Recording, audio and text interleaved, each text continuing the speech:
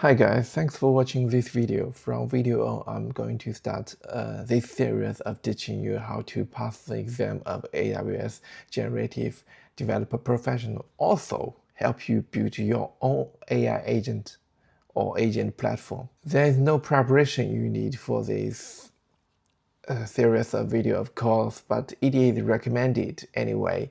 If you hold one or two of those AWS certified associate level of certificates, that will be much easier to pass the exam, or you have equivalent of working experience of using those services, such as for developer associate. If you have used Lambda, that will be great. It is highly recommended by AWS official to use Lambda to orchestrate, activate the generation of generative AI. And for solution architecture, if you have used IAM or those role-based access, SAP, those stuff, that will be perfect. And for machine learning engineer, if you have you ever deployed like machine learning or AI services, use SageMaker. Since SageMaker have different endpoint, they are kind of different. That will be pretty good. Or if you have ever built any data pipeline, use Glue, data Wrangler, or those something, that will be pretty good. As I listed here, in those totally 5 domains, there's lots of modules involved with those 4 associate level certificates. And for the first module, it will be those data pipelines. If you have used Glue, that will be great. And if you have deployed machine learning model or AI model with SageMaker, that will be great. And for those some new stuff, it is totally new. It is just within this certificate. I will show you how to select the vector store in the future. And for the domain 2, it is also the same. If you have ever used SageMaker Glue, that will be great. If you have ever used Lambda, that will be great. And for the domain 3, it is about safety, security stuff. If you have ever set up IAM roles, all those stuff, that will be great. And for domain 4, it is also highly related to the solution architecture authority and the solution developer authority. If you have ever used the CloudWatch, CloudTrail, and those monitoring stuff, and maybe X-ray, those stuff, that will be great. It will be much easier to understand this module. And in domain 5, after you build up your generative AI solution, it is very important to keep it always have good performance, since the real world sometimes will drift. It is continuously evaluating and adjust it to the good performance. That will be great. And after this series of video, I guess it will be very, very long, maybe around 100 videos. What you will get is you will pass the exam. And also, you will be able to build your AI agent platform like I did. What I did is I built an agent platform named Agent Zoo. I placed those agents on this platform. Oh, that close some too much open. The first one is called Busy Beaver. It is what I used to generate those AWS-based solution architecture, since always plot those stuff is too bothering. So the first agent I will build is this. And in the future, I will also make a lot of architecture and agent to serve for this series of video to make everything looks, as you can see here, through the API gateway. Let me plot through the where's the user? Through the API gateway, it will activate the step function. Step 1 to invoke the bedrock.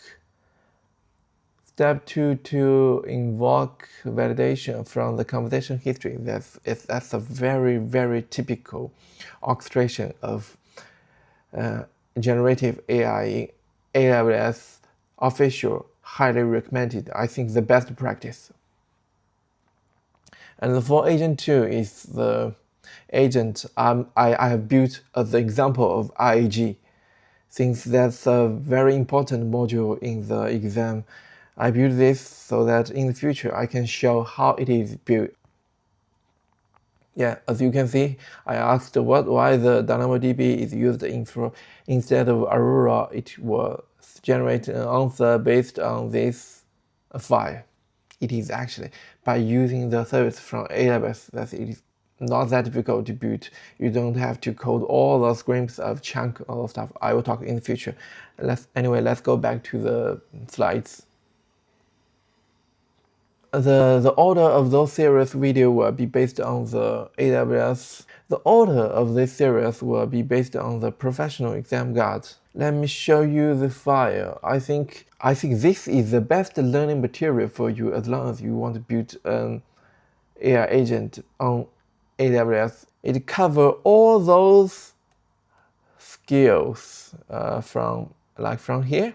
And today we'll cover the first skill.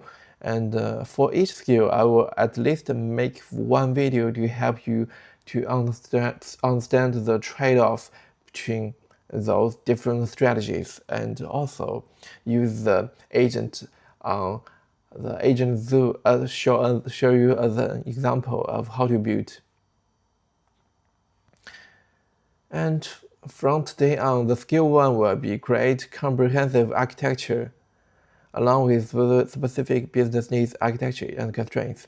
Simply speaking, it is convert the requirements to the real solution architecture. But still, the topic is still too big, and what I'm going to do is list the 3-dimension point overview to have a brief demonstration to you how the trade-off is made. And the first point is appropriate functional model, which means which model fits this task the most. It is about choose the right model in the right task. It is highly overlapped with skill 1.21. I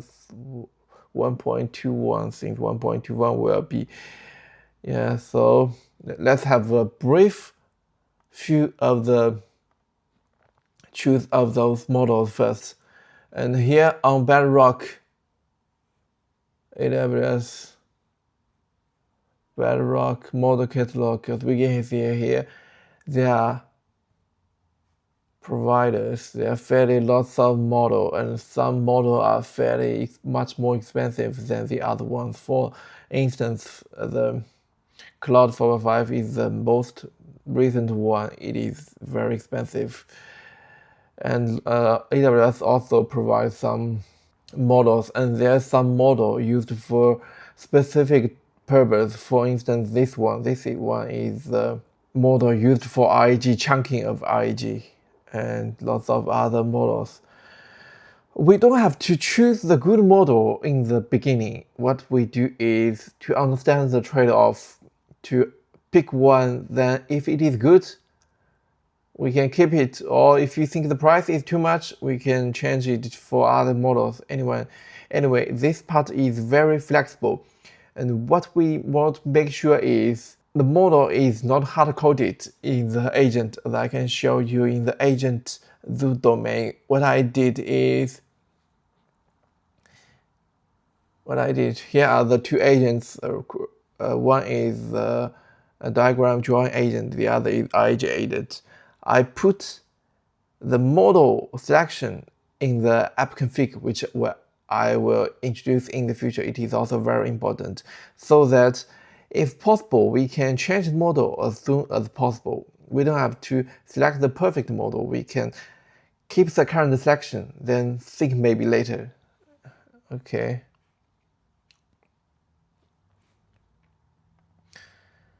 And let's go back to the slides. The second dimension is the integration patterns. It is important that you know how it is the large language model integrate in the current system. And if possible, can RAG solve the query stuff? Is it prompt engineering enough? Or it is based on streaming? You have to consider those stuff. And for the deployment start strategy, it is about if you should use on-demand or provisioned throughout, or a lot of different strategies. I'm not going to cover in detail in the first skill, since there are lots of detailed skills describe them. And in today's video, I still wish I can show you the trade-off. Since it is a professional level of certificate, the most important one is the field trade-off to understand which is heavier and which is cheaper. Previously, I have shown you some foundational models, and let's have a quick look at this example question in this part. In this scenario, a legal team wants an assistant that drafts first pass summaries of complex, ambiguous contracts. Errors are costly. A wrong summary could mean missed liability language. Volume is low. And rough 20 documents a week. So the keywords are errors are costly. And it is not a lot of invocation, just 20 documents a week. Which means the cheapest model will be not reliable. And since there isn't lots of invoke, so the answer must be the second one, since it is very serious work. The company is willing to pay money for more reliable output. And for the point 2, for integration, it is about different ways using the large language model. If you should use RAG, or you should fine-tune a model, or you should just prompt engineer it enough, it is very difficult to explain just using those bullet points. It must be combined with the real scenario. And what I can tell you is fine-tuning is never recommended by AWS. And let's look at those real questions. And for this question, an e-commerce company wants a product QA assistant. Inventory and pricing are updated multiple times a day, and the user expects answers reflecting the current status. Want to avoid retraining the model. Avoid retraining this model means fine-tune is not the right answer. And using prompt or large model cannot guarantee the answer reflects the current stock status. You know what I mean? Just like what I built in the agent zoo. What I want is know it all, answer the question with the grounded document existed. For this one, the vectors is the grounded file. Since always, when it is about Q&A assistant, reflecting current stock means grounded with the real file. RAG is always the answer to use. And for the deployment strategy, in the beginning, during the POC period, use the on-demand, pay per request is the best one.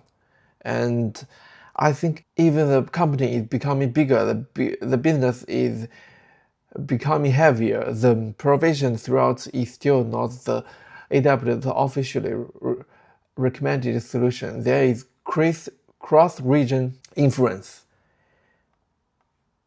Let's look at the example questions. And here, a team is validating the feasibility of internal knowledge base, and they expect no more than 50 calls per day. Then the answer is clear. Just use the on-demand. Easy. Provisioned means you have to pay all the time it runs.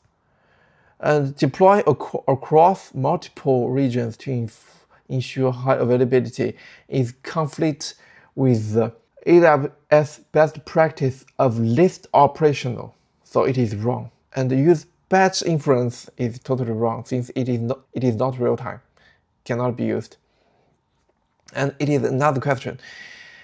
Here, a media company runs an overnight batch job, generates summaries of 50,000 articles published that day, feeding a morning digest meal. There no user waiting on any individual response. Then, do you know what's the keyword? The keyword is overnight batch job, and no one is waiting. So the answer is the third one. Easy, right? Yeah, it feels easy, but the real exam questions is actually much harder than those questions I show you as an example, since those questions only have one exam point, but in real exam questions, for each question, it will have 2 or 3. And for those 2 or 3 exam points, the choice will be very frustrating to handle, since you can not tell which one is wrong. In most scenarios, at least 3 options are totally right, but only one is the least operational, which makes the exam very confusing. And I think that's all for today's video, and this is the first episode just for skill 1. It is very general and it actually covers lots of stuff, so it is an overview video to show you how I make the trade-off. And in the future, if necessary, I will make more agents and show you the code, show you the structure, show you the admin in Agent Zoo to help you understand how I build the AI agent platform. And hope you like this video. I will see you in the next skill. Peace.